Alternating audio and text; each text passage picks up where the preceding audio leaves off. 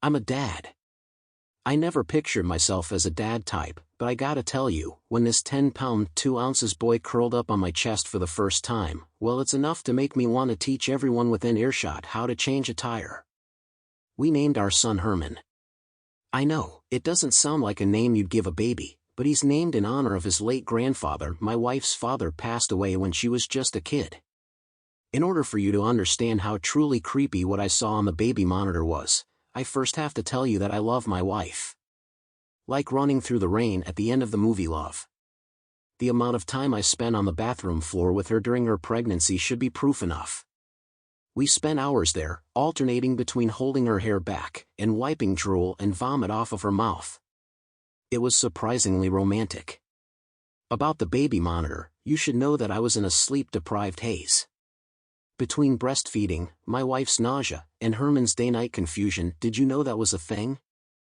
I always assumed babies just knew when the sun was out it was time to be awake, but I guess that's something you have to learn. We had not had a good night's sleep in almost a year. To make matters worse, our perfect son, who had slept like a champion in the hospital, decided he hated his bassinet. And swaddles. And sound machines. Anything that was supposed to make sleeping easier, he rejected. Bedtime became a battleground as Herman refused to sleep without us holding him.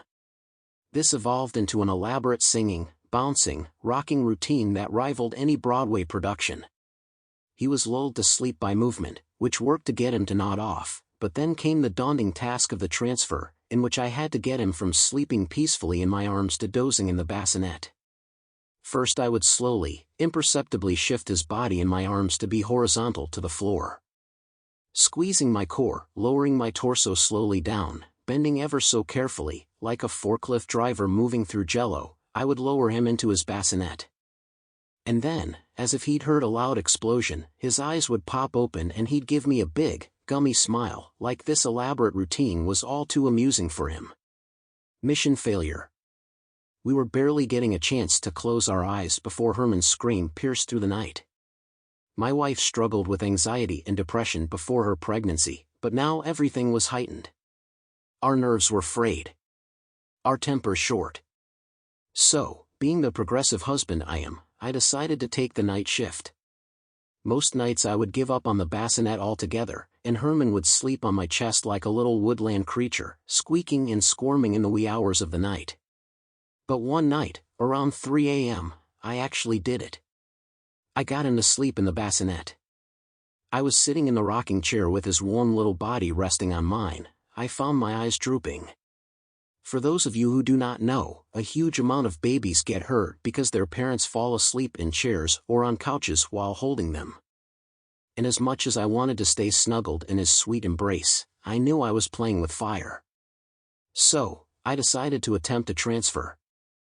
I start the shift in my arms, and he stirs a bit but finds his thumb. "Good job, buddy," I whisper. I begin the lowering process, looking for a twitch or muscle contraction that's a surefire sign of a wake-up and a game over. But it doesn't come. He relaxed on his back in his bassinet, sound asleep. I put a hand on his chest to make sure he was still breathing. Reassured, I slid under the covers, eager for as much shut-eye as I can manage before Herman is up again. But sleep doesn't come. I shift position, try deep breathing, and count sheep. Nothing works. I decide to make myself a cup of something warm to calm down. Hot water, lemon, and honey always helps when I'm having trouble sleeping. I take the monitor into the kitchen and put the kettle on to boil. I stare at the monitor, looking for the nearly imperceptible rise and fall of Herman's belly. As I stare at the screen, I see movement in the background. Something shifts behind the mesh of the bassinet. The monitor feed isn't the highest definition. I lean closer, my nose almost to the screen. I make out the outline of our fan rotating in the background. I pop into the bedroom and turn it off. I don't remember turning it on. A loud whistle erupts and I jump. I reach for Herman, who sleeps soundly, thank God. Then I turn to my wife, worrying that it woke her. But the room is still. Then, I remember the kettle. The water's ready. I shake my head at myself and head to the kitchen. What a fool. So jumpy. I pour hot water over the tea bag and turn to the cabinet to get the honey. But it's not there. I turn back to the counter, and it's on the counter next to my cup of tea. I did not put it there. I'm watching the little black and white image, staring intently to make sure Herman is still breathing, when I see it.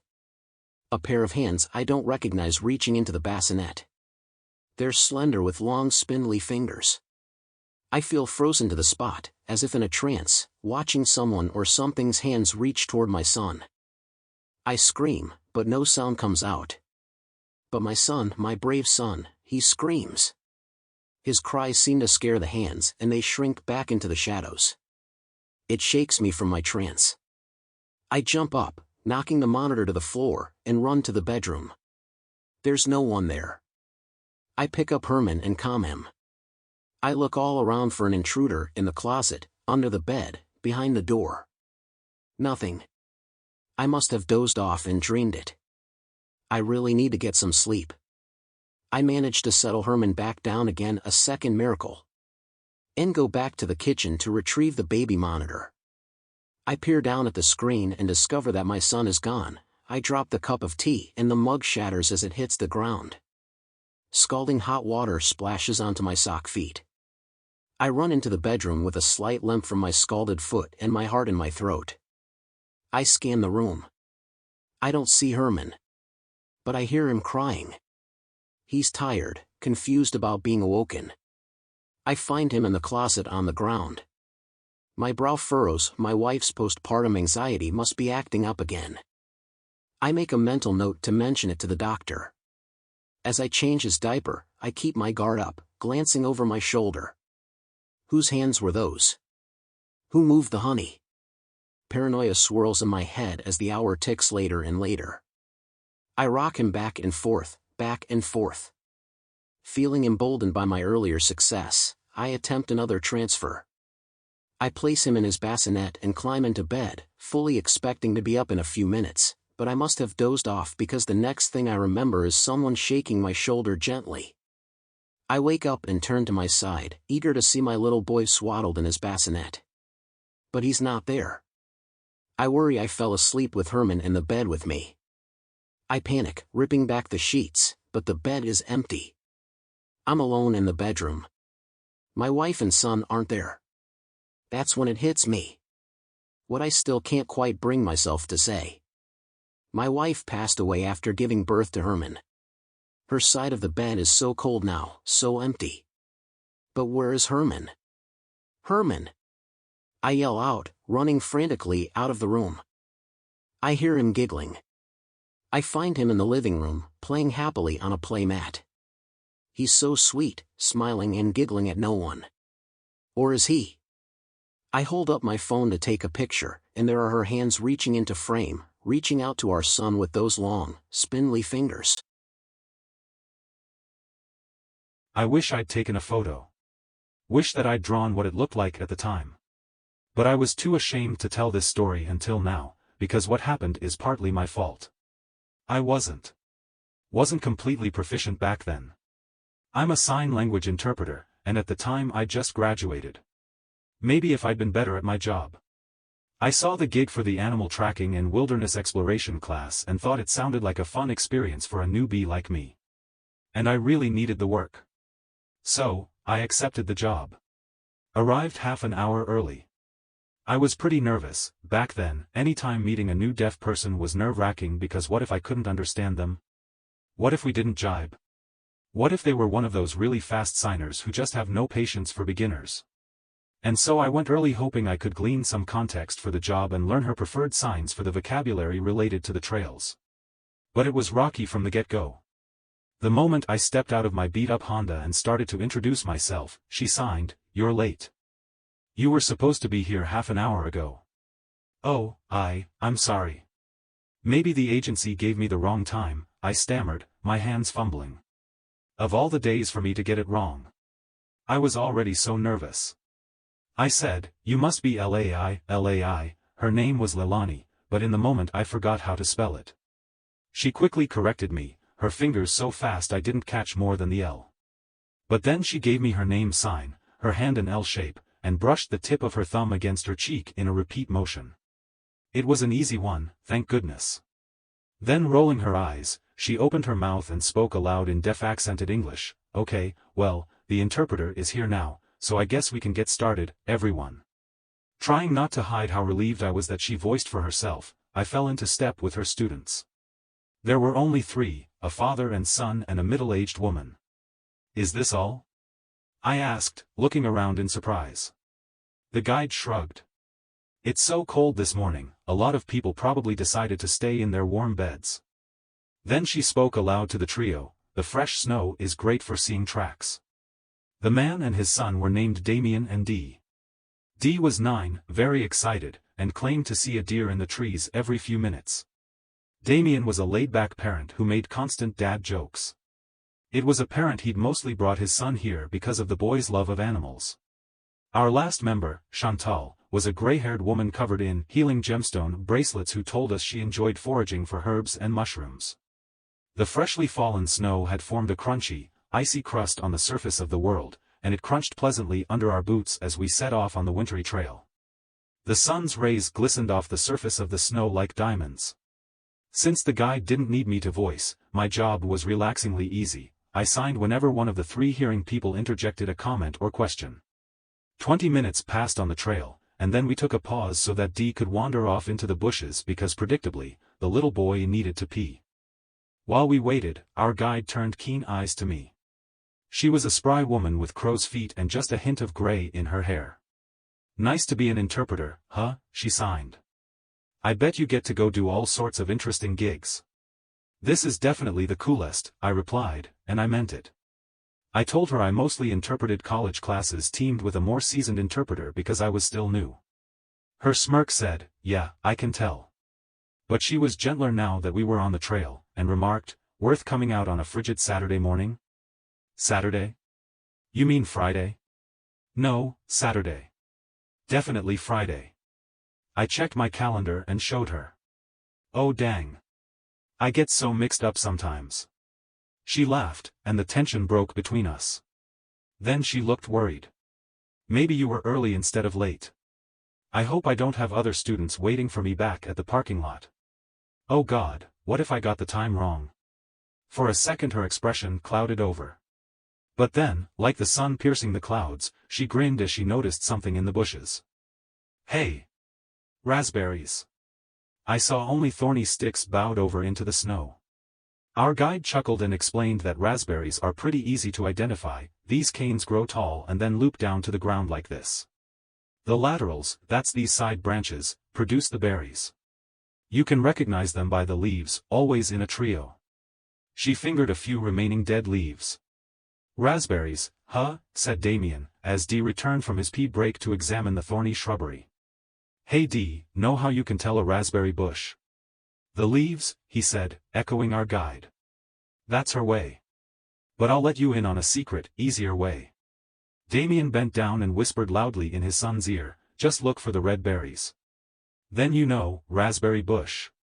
We all just chuckled at Damien's usual dadness, while Dee protested loudly that there are no berries in winter. But everyone forgot the berries when our guide pointed out animal prints up ahead in the snow. Our first tracks. The 2 oval indents were deer hoofprints, marching through the snow across our path and into the trees. Dee immediately wanted to follow, but our guide convinced him we should stick to the trail. Soon we identified rabbit and squirrel tracks, as well as some bird prints.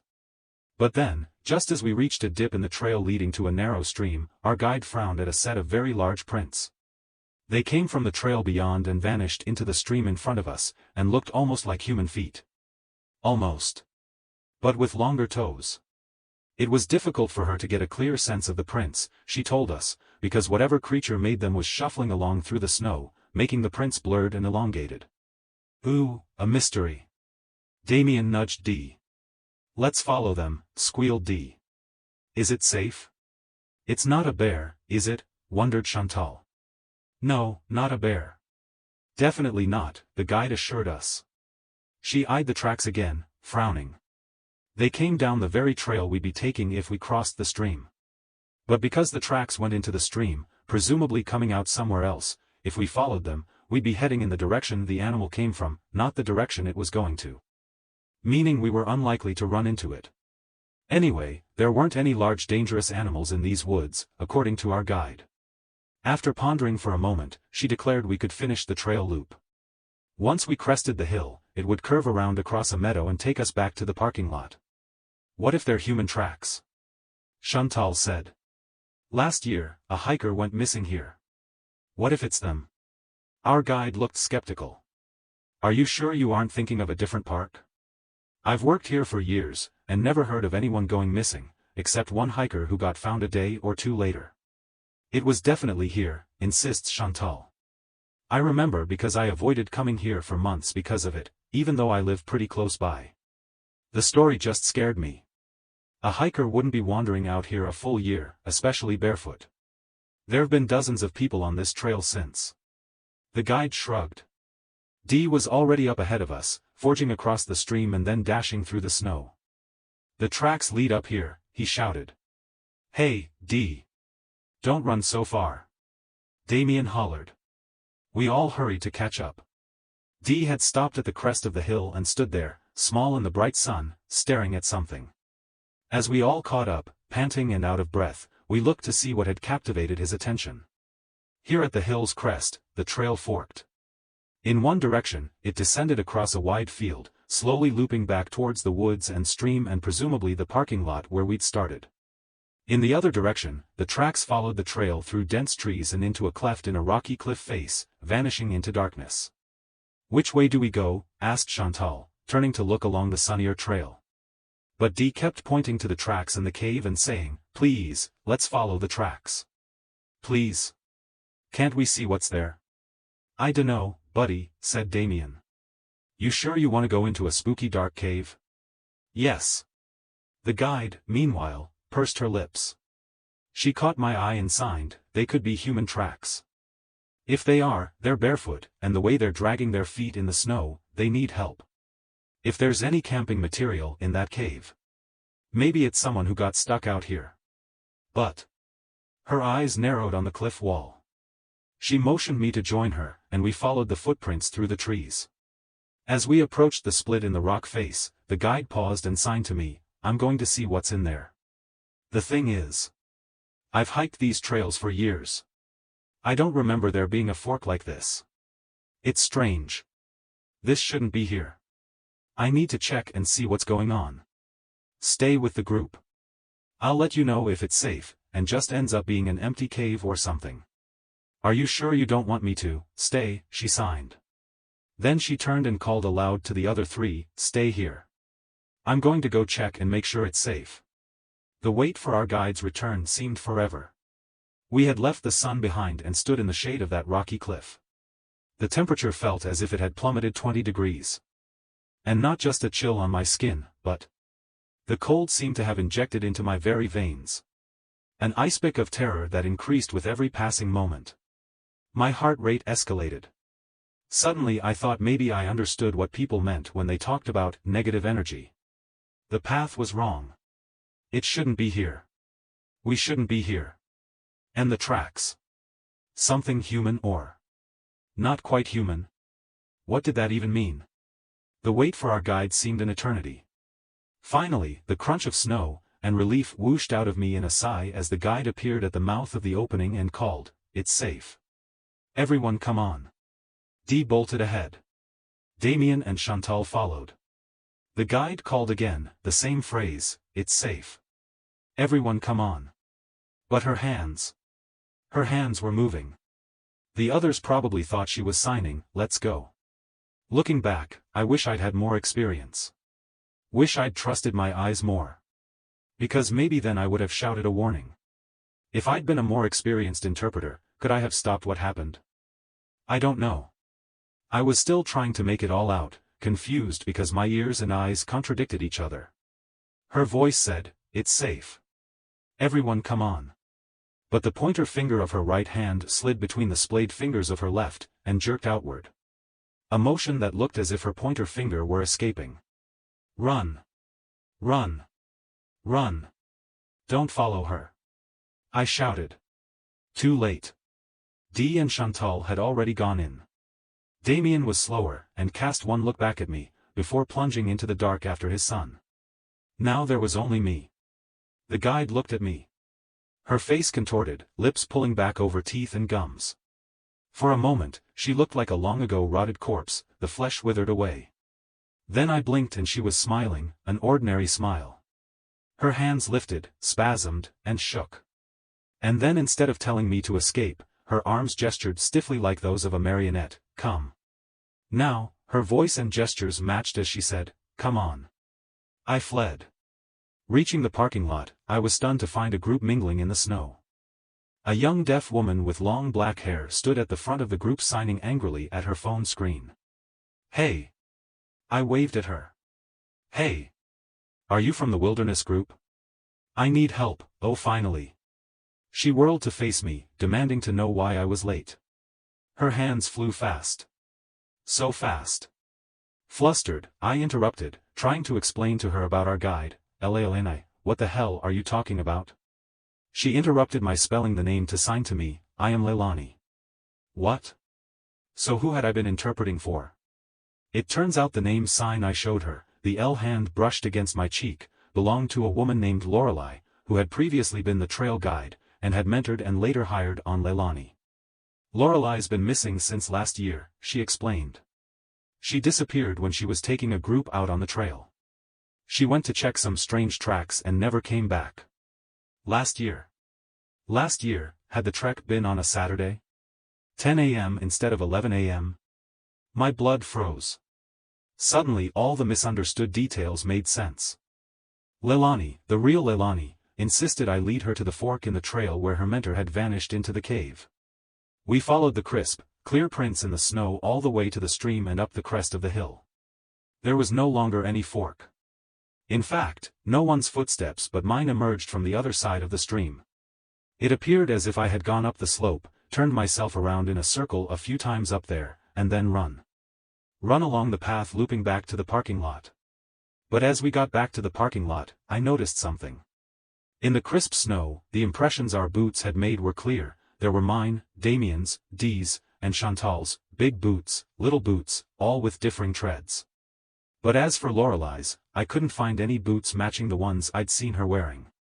The final set of prints among our group from the parking lot, shuffling around in the place where Lorelei had stood, were barefoot with elongated toes.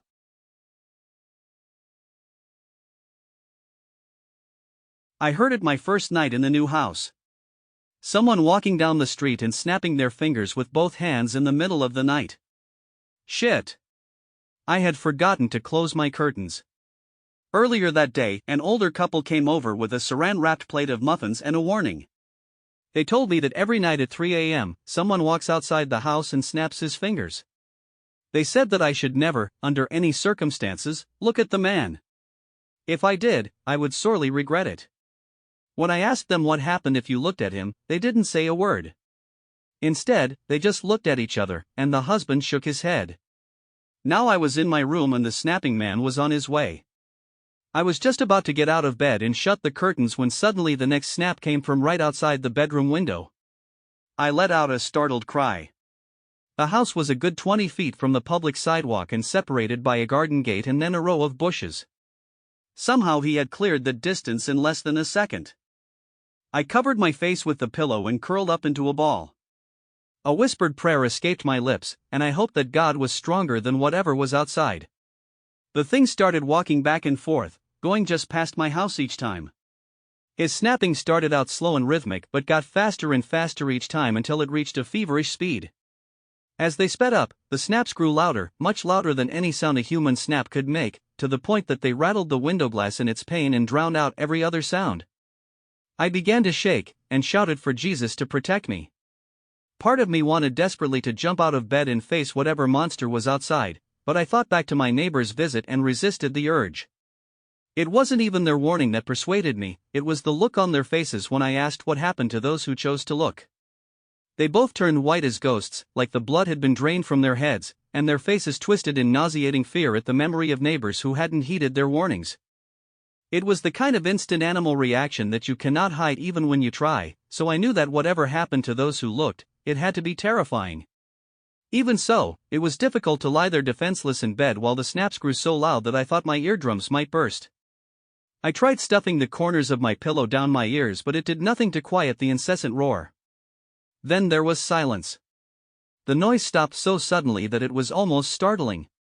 From outside, a gravely reptilian voice said, not in a whisper but in a low and quiet tone, "Good night." Footsteps went away from the window and back up the road in the direction they came. It wasn't until the footsteps trailed off that I noticed the sound of someone crying. After a moment, I realized it was me. I was crying, no, sobbing uncontrollably. The experience had been absolutely terrible and frightening in a way I cannot put into words. The worst part was that the louder the snaps got, the more I wanted to look at who was doing them. It wasn't just a morbid curiosity, it was almost as if the sound was beckoning me, like an audible anglerfish was inviting me into its razor-filled jaws. I got up without opening my eyes and shut the window curtains. It took 4 more hours to fall asleep, and even then only because the sun was starting to rise and the world felt safe again. After a while I developed certain strategies for coping with my nightly visitor. At first I tried putting earplugs in before going to bed, but that didn't do anything to cover up the sound of the snapping. Worse still, the goodbye at the end was always as clear as if I had my ear up against the wall. I asked around, and some people in the neighborhood let me know that you could help drown out the noise by leaving a fan on through the night. It sounded dumb at first, but I was desperate enough to try anything at that point and, sure enough, it worked. The snapping was still loud, but endurable, and after a week I was sleeping through the whole thing. In order to make sure I never accidentally looked out the window, I tied the curtains shut and put a box over the sill for an added layer of protection. I also constructed a wall of cardboard around the corner of my bed closest to the window so that if I happened to look over there in the middle of the night and the box had in some way fallen off and the curtains were somehow open, I still wouldn't see him. I even put tripwire in front of the window so that if I were to try and unblock the window in my sleep I would fall over and wake up. I know, it's a lot of precautionary stuff, but what would you do in my situation? I was determined to not be like one of those dumbasses in scary movies who know there's an imminent threat and just keeps going about things as usual, and when the monster gets them everyone in the audience thinks I told you so. Fuck that. Once I fine-tuned my nighttime defense strategies, my life started getting back to normal. I joined a book club, settled into my new job, and even became friends with a couple co-workers. One was a goofy guy named Tyler who's stupid in a fun-to-be-around kind of way, and the other was a beautiful girl I was flirting with named Amanda. Everything was going great until I had the dumb idea to invite both of them over for a little party at my place. We started off with board games, pizza, and beer, then more beer, then some pizza, and finally some more beer. At one point Tyler got up to use the pisser as he put it, and I seized the opportunity to capitalize on the liquid courage I had in my system and make a move on Amanda. I was just building up to it when Tyler shouted out, "What the fuck is this stuff in your room?" I froze. I had gone so long without waking up at 3 a.m. that I had half forgotten about the thing that roamed the neighborhood. I looked down at my watch. 2:55, shit. I had let time get away from me. I got up and ran into my bedroom, and Amanda followed me. "Don't touch it. Get away from the window," I shouted at Tyler, who was peeling back the box on the windowsill. He and Amanda stared at me with their mouths gaping open, and I knew I had to explain myself. I told them all about the thing that comes by every night at 3 a.m. and how it was incredibly dangerous to look at him. I expected them to think I was crazy, but that wasn't exactly how they reacted. "Whoa," Tyler gasped. "So, like, your neighborhood is haunted?" "Well, yeah, I guess technically. But it's not a huge deal as long as you stay away from that window," I said. "So, like, you've never even seen the guy that does this?" he asked me. I shook my head. "How do you know it isn't just some random loser playing a prank? Trust me, if you heard it you would know that it isn't anything human," I told him. He looked at me with a flash of excitement. "What time is it?" he asked. I checked my watch again. 2:58, I stuttered, and then looked at him in terror. I did not want them to witness the snapping. For some reason it just felt dangerous to have them around. I worried something unexpected would happen, something out of my control, like Amanda tripping and accidentally ripping down the box on the window. Or Tyler being Tyler and trying to drunk fight the monster. I mean, they were two highly intoxicated young adults, and we were at what shared a passing resemblance to a party. I was basically playing with fire inside a fuel tank. We need to get out of here. Let's go back into the living room, come on. I blurted and tried to herd the two out of my room, but Tyler wouldn't budge. No fucking way, man. Now that we're here, I want to hear this thing. I'm staying. I could tell he meant it, and I didn't know what I could do to convince him to leave. Before I could even think of something else to say, I heard it. The snaps were starting from down the street. He's coming, I said, mostly to myself. Tyler and Amanda fell silent and strained to listen for the sound of his arrival. I don't hear dash, Amanda started to say, but she was cut off by the sudden sound of snapping that came from right outside the window. I groaned. He was here. Tyler, who was facing the window, fell backwards onto the floor.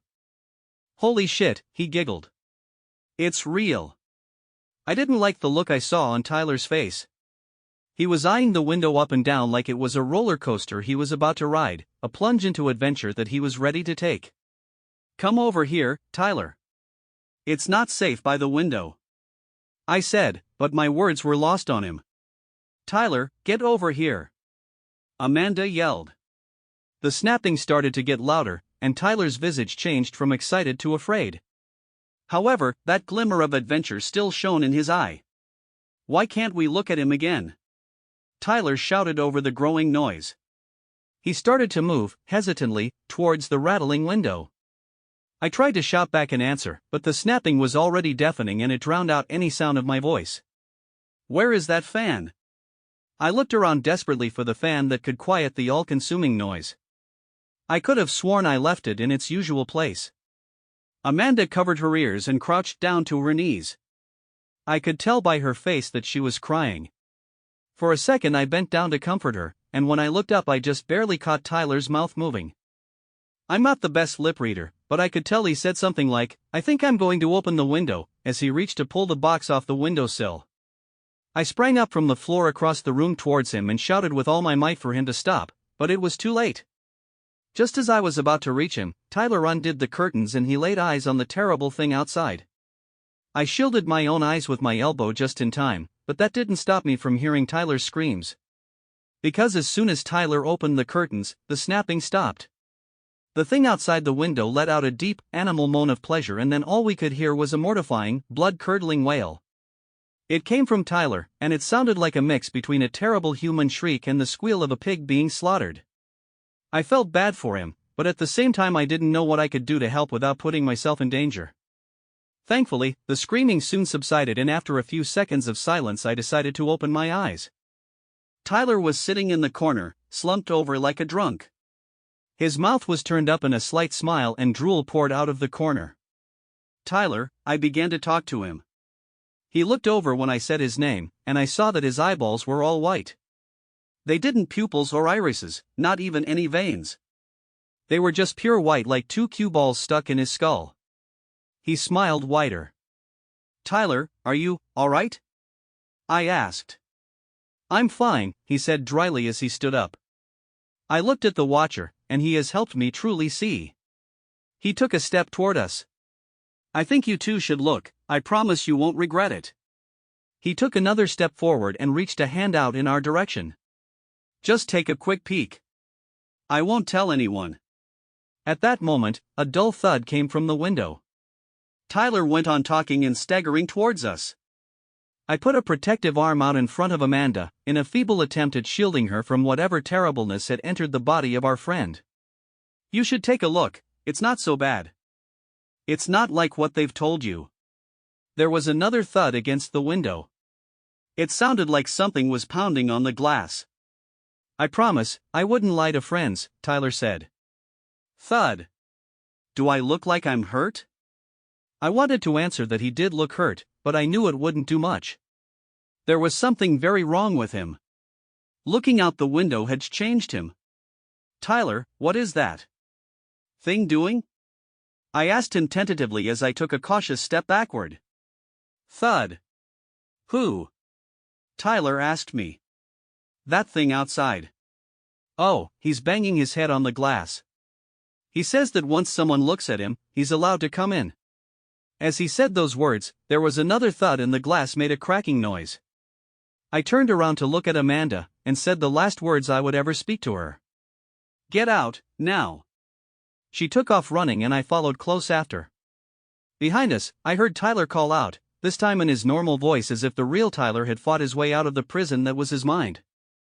"Wait, take me with you. I can't see." I paused and almost turned back, but that was when the window shattered and I knew that going back for him meant certain doom for us both. It was hard to leave my friend behind like that, but I told myself there was nothing I could do. It would have been like one drowning person trying to save another. So I took off. By the time I got through the front door, Amanda was already out of sight. Her car wasn't in the driveway, so I assumed she made it to safety. My car was in the garage and the keys were up in my room, so I ran away on foot. New screams and the sounds of tearing flesh echoed out into the night as I crossed the lawn and scampered down the sidewalk. There was so much adrenaline in my system that running was not difficult, even though I was severely out of shape. I ran until my frantic legs carried me to a public place, a fast food restaurant that I had never noticed before. Thank God it was open. I burst inside and collapsed onto the sticky tile floor where a worker had just mopped. He looked slightly annoyed, but not in the least bit shocked. I guess the graveyard staff at a fast food place see a lot of crazy shit. As soon as I regained my breath, I pulled out my phone and called 911. I told the operator that someone had broken in and attacked my friend. I hoped there was still a chance for Tyler, but in my gut I knew that it was over for him. The operator asked where I lived, and when I gave her the address her tone of voice completely changed. "Did he look out the window?" she asked. I guess emergency services was already aware of the thing that wandered the neighborhood. "Yeah, he did." I sniffled. "Well, I'm sorry, sir, but there's nothing we can do for your friend. We will try to recuperate most of your belongings in the morning, but you cannot go back to that house. Do you have somewhere else you can stay?" she asked. I was speechless. There was nothing they could do? What was that thing that went snapping outside my window every night, and how was it so terrifying that even 911 wouldn't mess with it? Eventually I lied to her and said I could stay at a relative's house, but truthfully I had nowhere to go. My only two friends in the area were Tyler and Amanda, one of whom was literally in the belly of the beast and the other wasn't answering my calls. I bought a cheeseburger and a soda and spent the rest of the night lying in a booth at that fast food place. Now I live in a new city, in a new neighborhood. I have a good job and am even making a few friends at work. Things are going great, but I'm starting to get a little worried. My next door neighbors just called and said that they want to come over to discuss some community guidelines. They said it has something to do with locking your doors every time there's a full moon. I swear, I can't take this stuff anymore. Why can't I just find a decent place to live? My mother always made me play hide and seek with her. It was just her and me, and we played at 9. Each time, without failure, she told me to ignore her during the game. She told me that she would purposefully try to trick me, but, you know, if you really wanted to trick somebody, why tell them anything? We played in the park. I thought this was normal. I knew other families didn't do this, but at the same time, I thought there was nothing wrong with us doing it. I liked the park after all. During the night the air was so fresh, and it was silent, and the trees seemed larger than usual. She counted down from 100, giving me ample time to run away. My general competitiveness always made me run away and as far away as I could. I'd find some space behind many trees, and I'd lie down. The park was large, but somehow my mother would always manage to walk past me at least 3 times in those 20 minutes. I'd always hear her speaking as she walked past me. "Come out, Clara. Clara, please come out. I'm sick of this stupid game, Clara, it's cold and I just want to go home." I ignored her. When we first started with the games, I'd been foolish enough to leave my hiding spot. My mother's face immediately turned into one of fury. She'd walk up and grab me tightly by the shoulder as she scolded me relentlessly. "I told you not to listen to me. Didn't I?" She would drag me back to the car and ignore me until the next day, when we played. I didn't know why she did it. After I'd stopped listening to her during the 20 minutes of game time, it would no longer trick me. I knew she was lying, and it simply seemed like a waste of breath and energy to keep calling out for me. She got angry when she found me too. The park was a huge place, and if she hid somewhere I would never find her, but somehow my mother was excellent at tracking me down. It was like she sniffed me and hunted me down. Instead of getting angry at me, she got disappointed. She'd sigh loudly, and her eyes would tear up, before she dejectedly walked to the car. That gave me the worst feeling ever, filling me with inadequacy. One time, she found me after only 2 minutes, and she broke down sobbing. I didn't get it. I felt a huge urge to win. I needed it, so I started to get creative.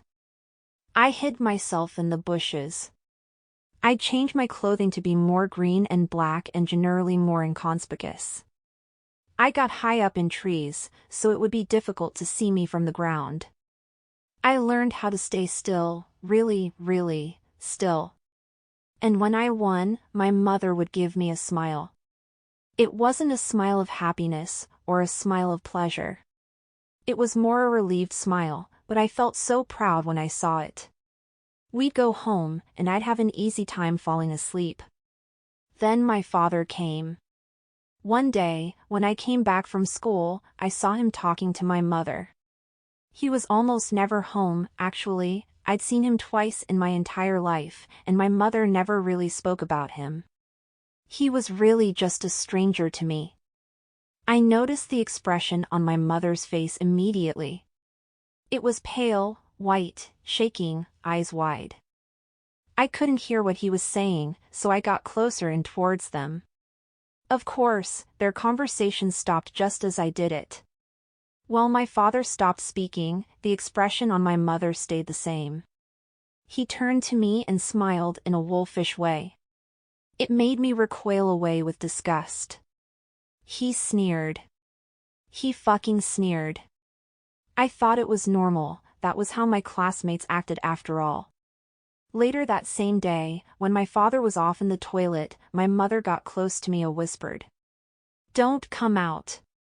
Not even after 20 minutes my father got really energetic right before bedtime. I thought we'd skip the whole hide and seek thing. My mom looked really sick, and looking at the clock, she said, "Let's take a trip to the park." I immediately noticed that she didn't mention hide and seek. Why? My father asked. Why not, get some fresh air maybe? Fine, he said. I like active anyway. What the hell did he mean by that? Mom told me to change with a certain look, and I caught what she meant immediately.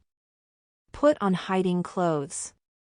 After doing it, we got into TH car and we drove to the park. My mother was silent the entire way, but my father hummed. We walked together in the park for a while, my dad mumbling about work. I don't remember much of it. Honestly, it didn't sound like any job I'd ever heard. Then, suddenly my mother pointed at a tree in the distance. I noticed that it was the same tree she'd found me hiding behind the last time she caught me. These trees get so old. Then, they die. It's a shame they're stuck in place, unable to get away from the virus. She was saying, get away and hide. Death is the way of all living things, Dad said. No need to fear it.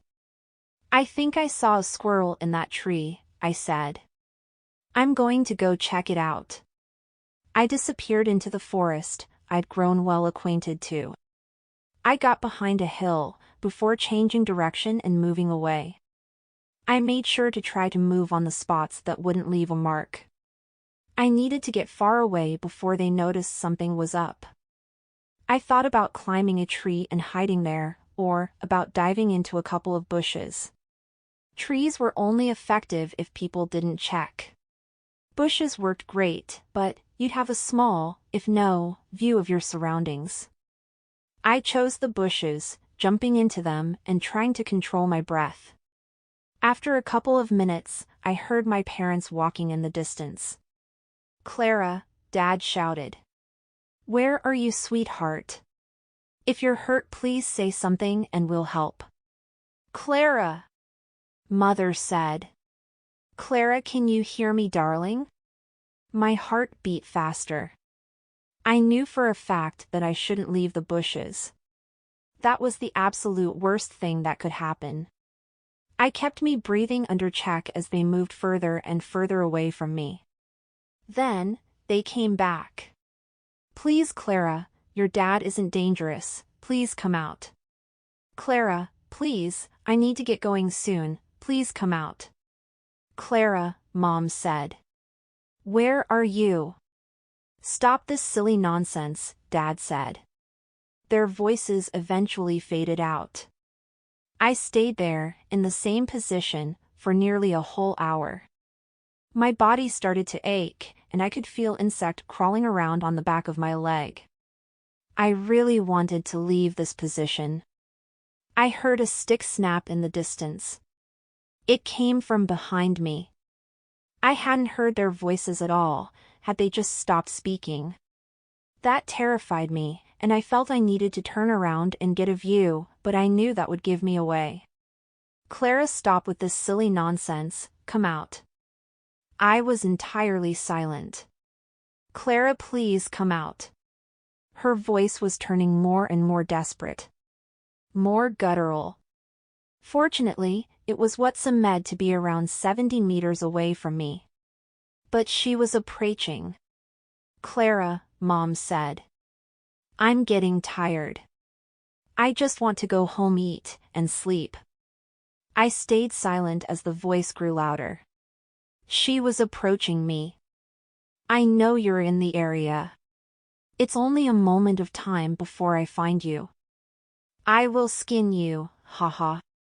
I'll start with your forearms, peeling off your skin with a dull knife, just like peeling back cheese. I wager there'll be lots of blood coming out. And screaming. I won't be able to focus, but that's all right. I can always switch to your other arm." She came closer. "You won't like it."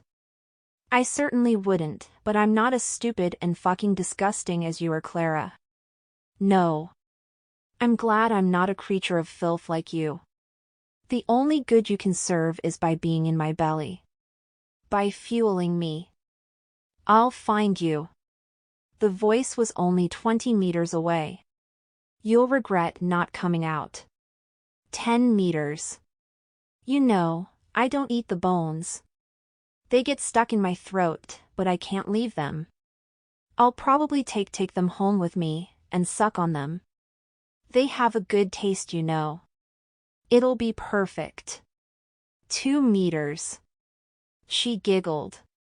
Did she find me? Oh no. I debated whether I should stay still and hope for the best or if I should look back. My fear was killing me, and it had to know, but I know looking would make noise. No. I had to stay still. "I know where you are," she said. Fuck. But then, she began walking away from my spot. "I'll suck on your eyeballs before swallowing them. They're better whole, and they're always wet and squishy so they go down the throat easily. If not, there's always blood. Oh, a mouth full of warm blood. Is there a better feeling?" I stayed still for that entire night, even after I was certain that they'd gone away. It was only when the sun was above me, and I could hear other children, that I stood up. One child jumped back and shrieked. He must have gotten properly terrified. Then, I made my way back home. Dad wasn't there, but Mom was. She hugged me. You won't find it on Google Play or the App Store. There's nothing about the game on any public websites, other than this cautionary post. It doesn't matter whether you're a good or a bad person. It indiscriminately chooses targets. The point is that you can't avoid the game. Nobody can. You might hear a reverberating ding from your phone, a death toll from the depths of hell. An incongruous window might pop up. Can you hide? Yes, no, make sure you select no. When the window first appeared on my phone screen, I was stunned. I always presumed smartphones to be safer from the threat of viruses than computers. Especially a brand new iPhone. Isn't Apple supposed to be superior to Microsoft when it comes to security? Nice try, I said. But before I made a rash decision and ended up infecting my phone with something nasty, I decided to do some research. I'm not exactly computer savvy, but I didn't trust either the yes or no option. I didn't want to mess with the window in any way. There was nothing about the "can you hide" pop-up online. I didn't even realize it was a game until a Reddit user, who I won't name, pointed me in the direction of a Discord server for discussing unearthly matters. There was an entire category dedicated to the bizarre new game that had been appearing on people's phones. Clicking yes, apparently, commences a hide-and-seek game of unknown origin. I scrolled through the many Discord messages. I've removed the usernames. User 1, can anyone help me? Nobody seems to know anything about this game. My friend played it non-stop for a week, and then he went missing. That was 2 weeks ago. There are daily search parties, but I don't think they're going to find him. He said it wasn't really a game. He said he saw a face outside his window. User 2, you have to select no. User 3, I destroyed my phone after reading these messages. Haven't seen or heard anything unusual. User 4, I selected no, but I keep hearing creaks. And I don't think it's in my head. User 6, just leave the pop-up window open, guys. You don't have to select anything. User 5, what? For the rest of my life? What if something accidentally knocks it? User 3, destroy your phone. Like I said, it worked for me. User 6, until it pops up on your next phone. User 5, what if I just turn off my phone? That seems a little less dramatic than destroying it. User 3, your funeral. The more I read, the more anxious I felt. I had expected the pop-up window to be a virus, but everybody was telling ghost stories. Stop being a superstitious baby, I told myself. That guy's disappearance had nothing to do with the game he was playing. Eventually, after a weekend of horrified contemplation, I opted for User 5's idea to turn off my phone. In fact, I took it a step farther and reset my phone to its factory settings. I met my friends, Corey and Tanya, in a local park on Monday afternoon. I'd planned to tell them about my experience, but they beat me to the punch. Why didn't you pick up your phone all weekend, Lee? Corey asked me. We were worried about you, man. We wanted to hang out on Sunday. I didn't fancy third-wheeling. Some of us have to go to work on Mondays, I replied. Hey! I work! Corey protested. From a bathrobe in your bedroom, Tanya smirked. You're both just envious that I can scroll through Reddit and play games away from the watchful eye of my employer, Corey said. Speaking of games, Lee, have you played Can You Hide? My heart plummeted, and I felt as if Corey's words were cinder blocks, dragging my body through the floorboards. He's obsessed, Tanya sighed. He's been playing it every day since Tuesday. It just popped up on my phone, so I thought, why the fuck not? Corey laughed. Tanya thought it must be a virus, but it's just a cool augmented reality game. Corey thrust his phone down on the wooden picnic table. It was already open on a game window, a map of our surrounding area. A small green marker indicated Corey's location in the park, and there was a small red marker moving along nearby roads. Once a day, from 2 to 4 in the afternoon, the game takes place. I have to hide. It tracks my location in the real world, so I have to keep moving. I wanted to delay coming to the park, but I don't think the red seeker will find me here. Besides, it's 10 to 4. Nearly made it, Corey said. What's the red marker that's searching for you? I asked, shuddering. The boogeyman, Corey whispered. He laughed, and Tanya thumped him on the arm. You know that kind of talk makes Lee freak out, Tanya scolded. Corey shrugged, and the pair of them became absorbed in a different topic of conversation. They were tucking into their sandwiches, talking between mouthfuls, but I wasn't eating. I couldn't take my eyes off Corey's phone on the table. The red marker was circling the park, looking for him. I couldn't stop thinking about those people on the Discord server who had spoken so solemnly of the supposedly deadly game. Suddenly, the marker was in the park. Corey was wrong. It had found him. I prepared for something dreadful to happen. I prepared for my friend to be caught. And that's a wrap, Corey said, scooping up his phone. 4 o'clock. Yet again, I bested the game. It got close this time, though. Damn. Just 100 yards away. On the game map, the park was a featureless green patch. I could see Corey's green marker, scarcely standing out from the grass, and I could see the red marker northeast of our location. The victory box read, "You avoided the creeker by 121 yards. You can hide." Tanya groaned and mumbled about Corey's game addiction, and the two of them resumed their conversation.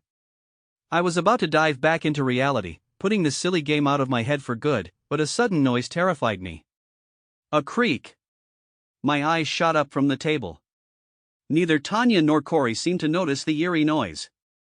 And I can't explain it, as nearby as the sound seemed, my eyes were drawn to a solitary tree, a little over 100 yards away. Perhaps not exactly where the red marker had appeared on Corey's screen, but close enough. Peering around the bark was a frightful face. The thing looking at the three of us was not human. It was as short as a toddler. Its head, if it even had a head, was wearing a peach-colored rubber mask, almost the tone of human flesh, but not quite. And its sickly sweet smile seared through my eyes into my very soul. With a second resounding creak, the nightmarish face snapped behind the bark, disappearing from view. "Earth to Lee," Tanya said, giggling. "You look like you've seen a ghost." "I think somebody's actually seeking you, Corey," I whispered, pointing a shaky finger at the tree. "I don't think you should play that game anymore. Your phasmophobia really kills my buzz sometimes, Lee," Corey sighed. "There's no boogeyman following me. I have a proclivity for trembling at everyday sights and sounds. In my mind, there's always a ghost or a ghoul around the corner. Ever since my parents died, I've been that way." But I knew, without a shadow of a doubt, that I hadn't imagined what I saw behind the tree. Unfortunately, my phasmophobia, fear of ghosts and the supernatural, makes it very difficult for anybody to believe me when I've been startled by something. Corey and Tanya told me to take it easy and get lots of rest. The following day, the two of them pinged me incessantly on WhatsApp. I was still reeling from the terrifying thing I'd seen behind the tree. Transfixed by terrible thoughts, the workday flew by. I was starting to believe that maybe I'd become unwell. Perhaps I'd suffered a psychotic break. Not so. Around 5:30 in the evening, on my drive home from work, Tanya called me. I answered via my car's dashboard. "I'm driving right now, Tanya," I said. "What's dash?" I trailed off when I heard my friend bawling her eyes out on the other end of the phone. "It's in the house," she whispered. The game started playing. "It's later than usual." "Slow down," I replied. "What's happening?" "The game started at 6. Tanya tearfully explained in a fragile whisper. "I think you were right, Lee. I think someone's actually seeking us. We saw a horrible face at the window, and then there were creaking sounds in the house. We're hiding in the attic. Corey's pulled the door up, so we don't think dash. Have you called the police?"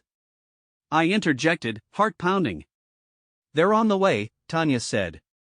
15 minutes. If we can." "What?" "It's Lee." "No, I feel safer with someone on the other end of the..." "Okay." "Corey wants me to hang up. He wants us to be quiet." "Okay, I understand," I shakily replied. "Just make sure dash." "No. Tanya whimpered. I didn't need to ask what had frightened her. I heard it too. A creak in the attic. It sounded so clear and, once again, so near. So nightmarishly near that I snapped my neck around to make sure the rubber-faced demon wasn't in the back seat of my car. It wasn't. At that point, I decided not to go home. I diverted to Corey's house. An 8-minute journey. Barely any quicker than the police. "How did it even get in here?" Tanya whispered. "I didn't even see the door open." It's not an it, Corey scoffed, though he spoke with a quivering voice. He's just a child, and he needs to leave RO. What the fuck is that? Tanya screamed. Please, Corey began to plead. The screams of my two friends were deafening. I was so fixated on reaching the house that I didn't hang up the call. It was only as I tore onto Corey's driveway, mere minutes before the police, that I realized I'd been listening to sounds of squelching, snapping, and, most hauntingly of all, creaking. I barged down the front door and ran up to the attic. I expected to find a sickening scene of mutilation, but the space was empty. Corey and Tanya were gone. The police had questions for me, of course, but my alibi was airtight. The 999 call was made before I even left the office, and traffic camera footage corroborated the fact that I was on the road whilst the intruder terrorized Corey and Tanya. Missing persons. That's the verdict. I don't understand what the game wants. I don't know where the missing people go. All I know is that resetting my phone wasn't enough. On my drive home, after a long night of tears and police questioning, I could swear I caught a glimpse of a peach-colored mask peeking around a postbox. And then, as if to confirm that menacing thought, there was a notification on my phone. That unmistakable ding of hell. The message displayed on my car dashboard. Can you hide?